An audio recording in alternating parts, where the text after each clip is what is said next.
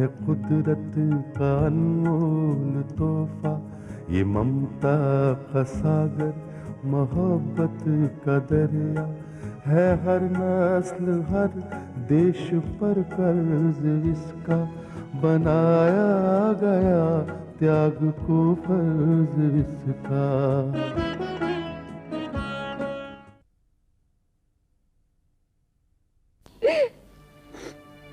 विकास भैया,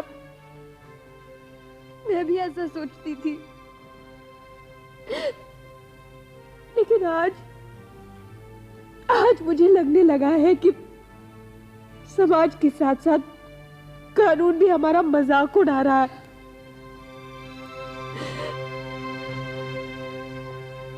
वो वकील अपनी झूठी दलीलों के साथ सच्चाई का गला घोट रहा था।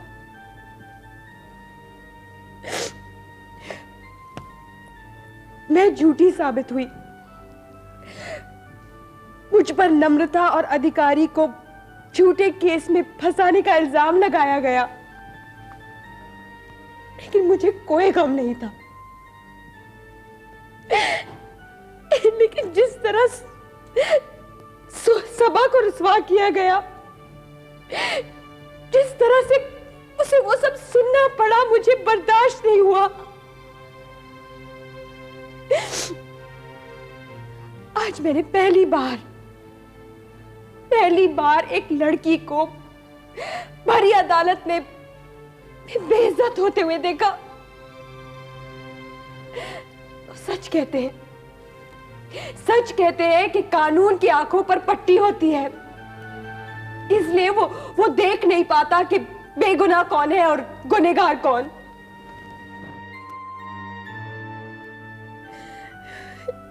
देखो बहना,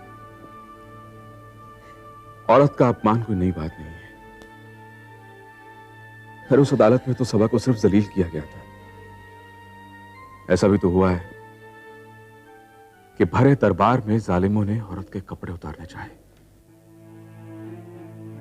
ये अलग बात है कि उस वक्त वहां भगवान कृष्ण आ गए, लेकिन बहना हुआ क्या? क्या जुल्म जीत पाया? क्या अधर्म कभी जीत पाया? नहीं ना। प्रगति जहां जहां भी औरत का अपमान हुआ है और जिस किसी ने भी औरत का अपमान किया है, वो सजा से कभी नहीं बच पाया। इसीलिए ऐसे पापियों का नाम हमारे इतिहास में काले अक्षरों में लिखा गया है। तुम ठीक कह रहे हो बेटे। सारे दुख, सारे कष्ट, सारी रुसवाई सिर्फ औरत के नसीब में लिखा होता है बेटे, सिर्फ औरत के नसीब में। मां, तुम नहीं जानती, जब मैं अकेली थी, जब मुझ पर जुल्मों का पहाड़ टूट पड़ा था, जब पुलिस ने मुझे गिरफ्तार करके हवालात में बंद किया था, जब मुझे रिमांड होम में रखा गया था, जब मुझ पर झूठे इल्जाम लगाकर मुझे अदालत में पेश किया गया था, तब मेरा दिल इतना नहीं रोया जितना मैं आज रोई हूं।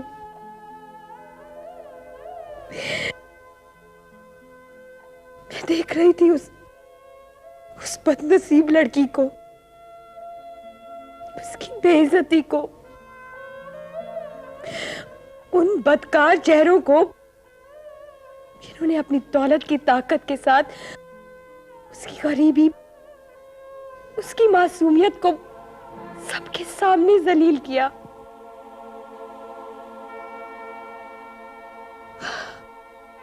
मैं तो चाहती थी कि जमीन वहां फट जाए और मैं इसमें समा जाऊं।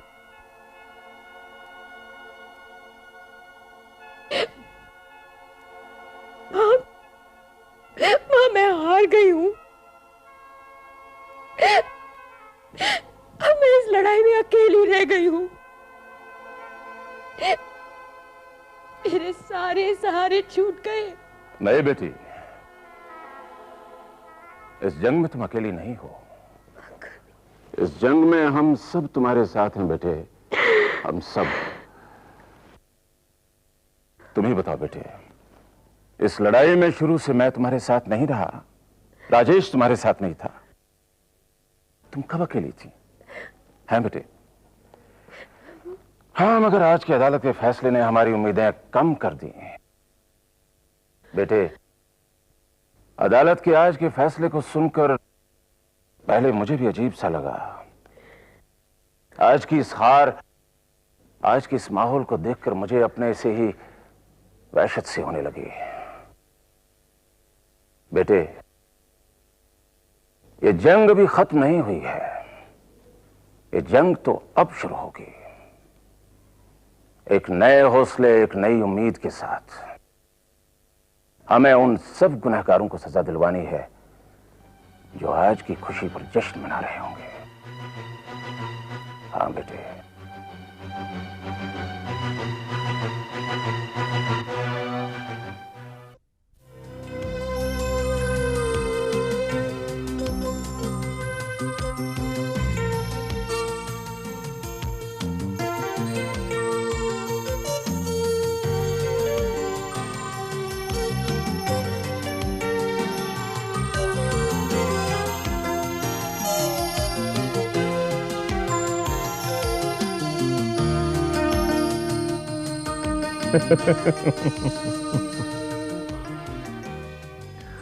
वाह नम्रता, वाह, बहुत ही खूबसूरत पार्टी रखी है भाई तुमने। मुबारक हो, मुबारक। ठाकुर साहब, इस मुबारकबाद का सेहरा तो कोतवाल साहब को जाना चाहिए। इन्होंने अदालत में अपनी दलीलों से दिन को रात और रात को दिन साबित कर दिया। तुम बिल्कुल ठीक कह रही हो नम्रता भाई। वो वकील राजेंद्र कुमार ने जब अदालत में बहस शुरू की और जिस तरीके से उसने हम पर इल्जाम लगाया, भाई मैं तो बहुत ही नर्वस हो गया था। सोच रहा था कि इस उम्र में मिट्टी खराब हुई कि हुई। भाई अगर हम मुकदमा हार जाते तो नौकरी तो जाती जाती साथ में सजा अलग मिलती, और जाहिर है कि सजा के बाद हम किसी को मुंह दिखाने के काबिल ही नहीं। अधिकारी साहब, वैसे डर तो मैं भी गई थी। जिस तरह का जाल हमारे खिलाफ बुना गया था, उसमें हम कुछ इस तरह से फंस गए थे कि उसमें से बच निकलना मुश्किल ही नहीं, नामुमकिन हो गया था। बिल्कुल ठीक कह रही हो तुम। बिल्कुल ठीक कह रही। अधिकारी साहब, इस मुकदमे ने पहली बार हमारे सामने एक बहुत बड़ी चुनौती लाकर खड़ी कर दी थी। इससे पहले हम तिवारी और मुखिया का मुकदमा हार चुके थे। उसके बाद इस प्रगति की इतनी हिम्मत बढ़ गई थी कि वो हमारी हवेली के अंदर दाखिल हो गई थी, और दाखिल होने के बाद उसने हमें धमकी भी दी। एक बार तो हम उसकी धमकी से डर ही गए थे, मगर ये पहली बार है। अगर इस बार भी हम ये मुकदमा हार जाते तो ये एक बहुत करारा झटका था हम सबके लिए। अरे ठाकुर साहब, अरे भूल जाओ मासी की बातें, भूल जाओ। जश्न मनाओ, एक बात याद रखिए ठाकुर साहब, अगर हमें मुकाबला दुश्मनों के साथ करना है तो तैयारी बहुत जोरदार होनी चाहिए। ठाकुर साहब, एक चीज मैंने महसूस की है और उससे हमें सबक भी लेना चाहिए, और वो ये है कि प्रगति के साथ जितने भी लोग हैं वो सब एक हैं। पहले शायद हम लोगों में यूनिटी की कमी थी, मगर इस बार जब हमने एक साथ मिलकर उस पर हमला किया तो शायद वो इसके लिए तैयार नहीं थी, इसलिए बेचारी बौखला गई। ठाकुर साहब, मैंने अदालत में देखा कि इस हार के बाद वकील राजेंद्र कुमार, इंस्पेक्टर विक्रम और खास करके प्रगति के चेहरे पीले पड़ गए थे। ठाकुर साहब, सचमुच कोतवाल साहब ने इस बार ऐसा चमत्कार करके दिखा दिया है जो हमारी सोच और समझ के बिल्कुल बाहर था। कोतवाल साहब, हमने आपसे कहा था कि आपके साथ हमारा एक रिश्ता जुड़ गया है, और ये रिश्ता बहुत लंबा चलेगा। ठाकुर साहब, जब कोई वकील कोई मुकदमा जीतता है तो उसे एक अंदरूनी खुशी हासिल होती है। वो खुशी होती है जीत की। जीत से उसका हौसला बढ़ता है, एक कॉन्फिडेंस पैदा होता है उसके दिल में। मगर इस मुकदमे ने मुझे न सिर्फ कॉन्फिडेंस दिया है बल्कि इतने सारे दोस्त दिए हैं जिनकी दोस्ती काबिल एहतराम है। कोतवाल साहब, ये तो हमारी दोस्ती की शुरुआत है। आगे आगे देखिए हम इस दोस्ती में क्या कर गुजरते हैं। आपको कहने की जरूरत नहीं है ठाकुर साहब, आपकी दोस्ती का एक नमूना तो देख चुके हैं हम। कोतवाल साहब, मैं आपकी और आप सब लोगों की शुक्रगुजार हूं कि मेरे ऐसे वक्त में आप लोगों ने न सिर्फ मेरा साथ दिया बल्कि मुझे जीत की वो खुशी दिलाई है जिसका तसव्वुर भी मैं नहीं कर सकती थी। कोतवाल साहब, प्रगति हमारी दुश्मन नंबर 1 है और उसका अंजाम तो वही होगा जो एक दुश्मन का होना चाहिए, तबाही और बर्बादी। ऐसी तबाही, ऐसी बर्बादी जो उसकी जिंदगी के साथ साथ उसकी इज्जत को भी खाक में मिला दे। हाँ, मगर उससे पहले मुझे उस कल की छोकरी सबा को देखना है। नम्रता, सबा को क्या देखना? उसको जितना जलील होना था वो हो चुकी। नहीं ठाकुर साहब, उसने मेरी आन को ठेस पहुंचाई है। मेरे जिंदगी भर के तजुर्बे को धक्का लगाया है उसने। उसका इस तरह से बचकर निकल जाना एक चैलेंज बन गया है मेरे लिए। लेकिन नम्रता, अब हम कर भी क्या सकते हैं? हाँ? अधिकारी साहब, मेरा नाम नम्रता बहन है। मैंने देखा कि आपके आगे खाना परोसा गया और फिर थाली किसी और ने उठा ली। ठीक है, मैंने समझा कि सबा मेरी किस्मत में नहीं है, बस। नहीं अधिकारी साहब, आप ऐसा क्यों सोच रहे हैं? सबा आपकी किस्मत में है। हैं? ये क्या कह रही हैं आप? मैं बिल्कुल सच कह रही हूँ। सबा के साथ अदालत में जो भी कुछ हुआ उससे उसकी मुक्ति नहीं होगी। अभी नम्रता का फैसला बाकी है उसके लिए। तो उसके लिए अब आप क्या कर रही हैं? मैं अपने आदमियों को उसके मोहल्ले में भेजूंगी जो कि उसका जीना हराम कर देंगे। वो अपने घर से बाहर नहीं निकल पाएगी। ऐसा माहौल पैदा कर दूंगी मैं कि उसका दम घुट जाएगा और वो भागी भागी मेरे पास आएगी। अधिकारी साहब, अब तो हमें वो चाय पिलाने की भी उसे जरूरत नहीं पड़ेगी। वो खुद मेरे पास आएगी और मुझसे कहेगी कि मुझे अधिकारी साहब के पास जाना है। मैं उसका जीना इतना दूभर कर दूंगी कि वो मेरे बिना जिंदा नहीं रह पाएगी। वो मेरे इशारों पर नाचेगी, जो मैं कहूंगी वही करेगी वो। अगर नम्रता जी ये सब हो गया ना तो मैं आपके चरण धो धो के पीऊंगा सारी उम्र पर। ऐसा ही होगा अधिकारी साहब, ऐसा ही होगा।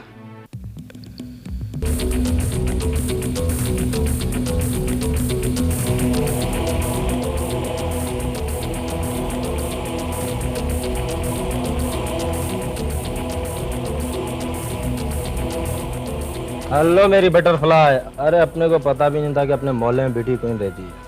ये क्या बदतमीजी है? कौन हो तुम लोग? अरे हम मोहल्ले वाले हैं। हमारे मोहल्ले की चीज बाहर जाए और बाहर वाले मजे उड़ाए, ये कैसे हो सकता है? तुम्हारे घर में माँ बहनें नहीं है? अरे माँ भी है, बहन भी है, मगर माशूक नहीं है। खबरदार जो ऐसी बात की तो। अरे धमकाती किसे है? सारा मोहल्ला जानता है। अब तो तेरी बेटी भी होटल जाती है। चुप रहो। अरे वाह, एक तो चोरी, ऊपर से सीना चोरी। कमीनों, शरीफों से बात करने की तमीज नहीं है तुमको? अरे शरीफ धंधे वाली है ये। अदालत ने सर्टिफिकेट दे दिया है इन्हें धंधे का। जबान खींच लूंगी, देख लूंगी एक एक को। अरे वाह, आई बड़ी जबान खींचने वाली। चुप रहा, नहीं तो। नहीं तो क्या? क्या कर लेगा तू? अरे सारे मोहल्ले में जुलूस निकलवा दूंगा इसका। अरे अम्मा, क्यों बहस करती हो? चलो ना यहाँ से। बेटी को होटल भेजती है और तेवर दिखाती है कितनी। मैं तो कहता हूँ रेट पूछ लो इसका। अब अगर एक भी लफ्ज कहा ना तो मुझसे बुरा कोई नहीं होगा। चलो अम्मा, चलो।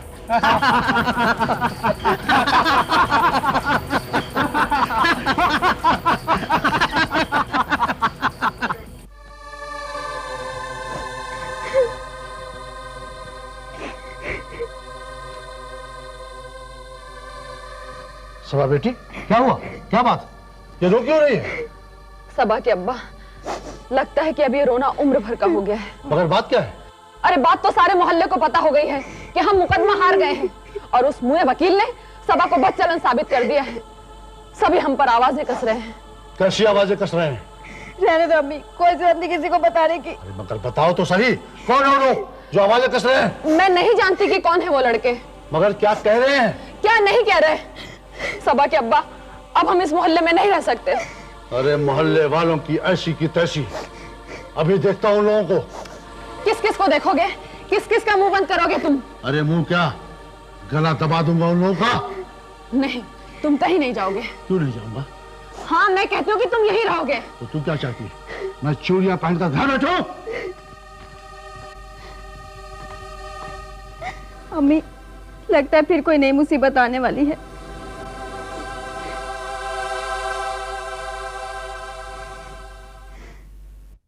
अबे आसमान, निकल बाहर, अंदर क्यों छुपा बैठा है? अबे निकल। क्या रशीद भाई, बाहर क्यों बैठ रहे हो? भाई गाली क्यों बक रहे हो आप? मैं गाली बक रहा हूं? इधर आ, इधर आ। बोल किसने कहा मेरी बेटी के बारे में? अरे जिन्होंने कहा उनको बोलो, मुझे नहीं बोलो आप। मैं कहता हूं बोल। अरे रशीद भाई, मैं कहता हूं मुझे नहीं मालूम। तुम में से किसी ने कहा है? तुमने कहा है? मुझे तो कुछ भी नहीं मालूम रशीद भाई, मैं तो अपने घर में बैठा हुआ था, इस बात का मुझे तो कुछ पता भी नहीं। तुम्हें कुछ नहीं पता? किसी को कुछ नहीं पता? अरे छक्कों की औलादो, अगर हिम्मत है तो मुझसे बात करो, और तुमसे क्या बात करते हो? बात तो करनी ही पड़ेगी ना रशीद भाई। उसका मतलब है तूने मेरी बेटी पर आवाज कसी है। मैं क्या, सारा मोहल्ला कह रहा है। क्या कह रहा है मोहल्ला? क्या कह रहा है मोहल्ला? रशीद भाई, जो बात सारा मोहल्ला जानता है आप नहीं जानते। आपकी बेटी क्या गुलगिला रही है? क्या गुलगिला रही है? धंधा करने लगी हो। खामोश, अगर आगे जुबान हिलाई तो मैं तेरा खून पी जाऊंगा। अब बहुत हो गया धमकी देना, अब डरेंगे नहीं तुमसे। देखो रशीद भाई, तुम लफड़े करो, झगड़े करो, जेल जाओ हमारी बला से, लेकिन घर की बहू बेटियां ये सब करेंगी तो ये मोहल्ला बर्दाश्त नहीं करेगा। अदालत ने भी कह दिया तेरी बेटी धंधा करती है। जाफर, मैं तुझे जान से मार दूंगा। अरे कौन सी चूड़ियां पहन रखी है? तूने मेरी बेटी पर इतना बड़ा इल्जाम लगाया है, अब मैं तुझे नहीं छोड़ूंगा, नहीं छोड़ूंगा तुझे। साले, मेरी बेटी पर इल्जाम लगाता। अरे क्या कर रहे हैं? छोड़ो इसे। छोड़ दे पाना मुझे, ये लोग ऐसे मानने वाले नहीं हैं। आज इन्हें बताता हूँ रशीद क्या चीज है। यही तो चाहते हैं ये लोग कि तुम इनका खून कर दो और जेल चले जाओ, और घर में तुम्हारी लड़की और तुम्हारी बीवी बेसहारा रह जाएं। आज ये लोग ताने कस रहे हैं, हमें धमकियां दे रहे हैं, कल को तुम्हारे पीछे घर में घुस के हमारी इज्जत से खेलेंगे। जो काम अभी तक नहीं हुआ वो हो जाएगा। सबा के अब्बा, ये काम इस मोहल्ले वालों का नहीं है, ये काम किसी और का है। मैं जानती हूँ कि ये काम किसका है। ये काम है नम्रता का, ये काम है जब्बार का। जो काम वो लोग ऐसे नहीं कर पाए वो तुम्हें बदनाम करके और जेल भेज के करना चाहते हैं। समझो सबा के अब्बा, समझो। चलो घर।